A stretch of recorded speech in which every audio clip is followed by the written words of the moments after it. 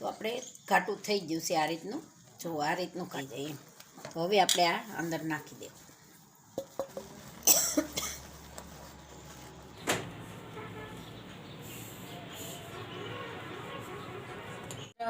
જય માતાજી. હું દિયાબેન પરમાર અમરેલીથી. મારી ચેનલનું નામ દિયાબેન ડીનું રસોડું. તો આજે આપણે ટોપરા પાક બનાવશું.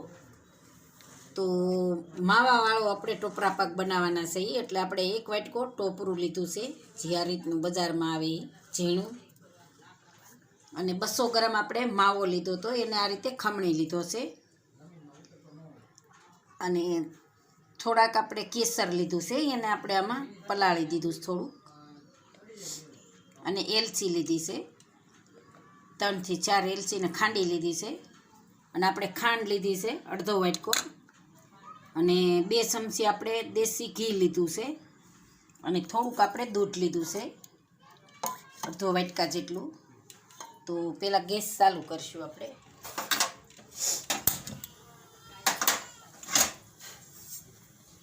તો આ કઢાઈ રાખશું, એમાં આપણે આ ટોપરું પહેલાં શેકવાનું છે.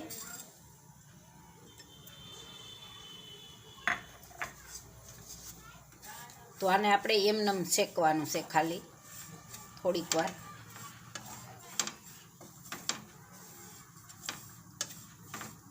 એકાદી 2 મિનિટ જેવું આપણે શેકી લેવું આને. તો આપણે 2 મિનિટ શેકી લીધું છે આને. તો આને આપણે બહાર કાઢી લેવું. તો હવે આપણે આ કઢાઈ પાછી માંડશું. અને એમાં આપણે આ ખાંડ નાખશું.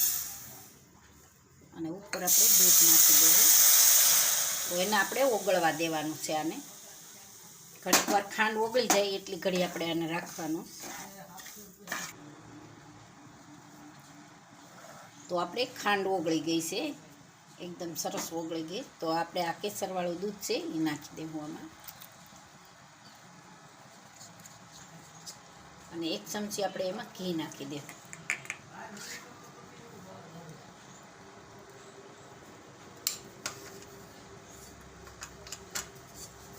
મિક્સ કરી લેવું. હવે આપણે એમાં માવો નાખી દેવું. તો આ માવો આપણે ખમણી લીધો હતો.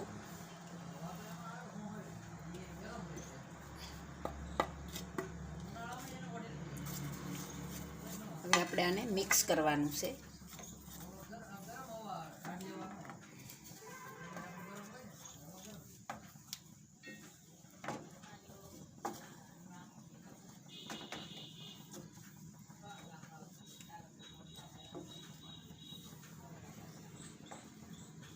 તો આને આપણે થોડુંક આને ઘાટું થવા દેવું થોડુંક. તો આપણે આમાં કેસરી કલર થોડોક નાખશું. કલર લેતા ભૂલી ગઈ હતી હું. તો થોડોક આપણે કલર કેસરી નાખી દઉં.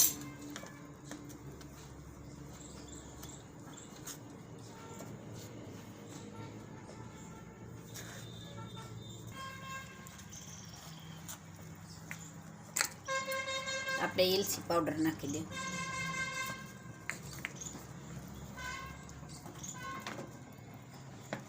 થોડુંક ઘાટું થવા દેવું આપણે આને હજી.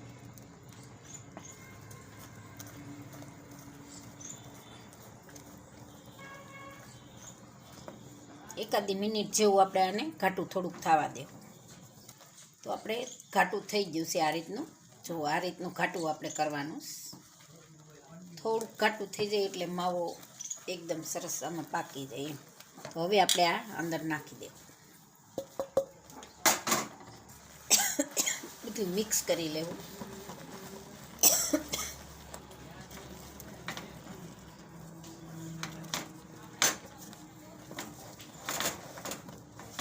હવે આપણે આને ઘાટું કરવાનું છે, એક ડો જેવું થાય ને એવું. જો એકદમ સરસ ઘાટું થઈ ગયું. હવે આપણે એમાં 1 ચમચી પાછું ઘી નાખી દેવું.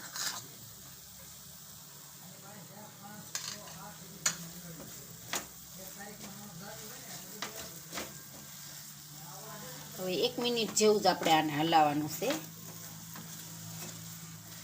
હવે આપણે ગેસને બંધ કરી દેવું.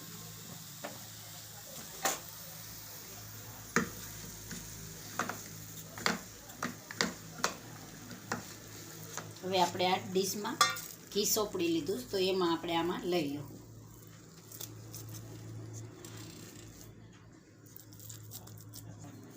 તો આપણે આમાં બધું ઠલવી લીધું છે. તો આ રીતે આપણે કરી નાખવાનું. માવાવાળી સરસ બને છે, એકદમ મસ્ત બને. આપણે દબાવી દેવું. તો આને આપણે આ ચમચી હોય આ રીતે સરસ દબાવી લેવું. હવે આપણે આને 10 મિનિટ જેવું ઠરવા દેવું.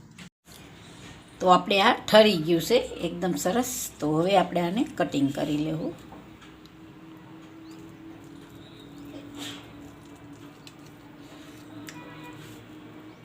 એટલે આપણે આને બહુ ઠરવા દેવાની ઓલું છે નહીં, પણ આ રીતે આપણે થોડુંક ઠરી જાય તો સારું. એ માવો નાખ્યો છે ને એટલે.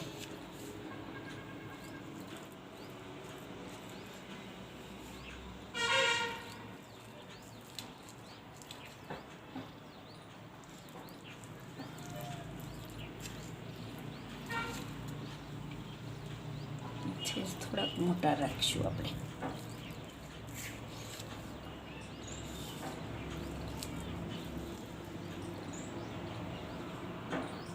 પેલા આપણે આ સાઈડના કાઢી લેવું.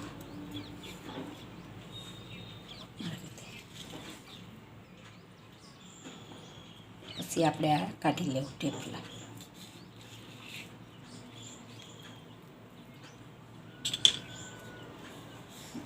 આ રીતે આપણે કોરું રાખવાનું છે અને ઉપર આપણે આમાં નાખવાનું આ રીતે.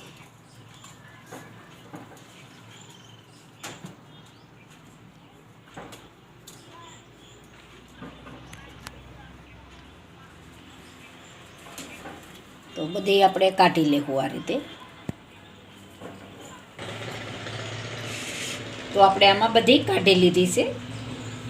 તો હવે આપણે આમાં સર્વ કરી લેવું.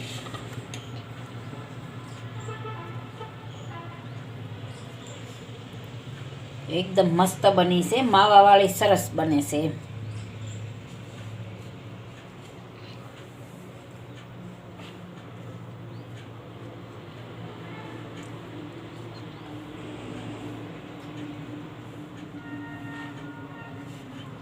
ઓરેન્જ કલર નાખ્યો છે એમાં.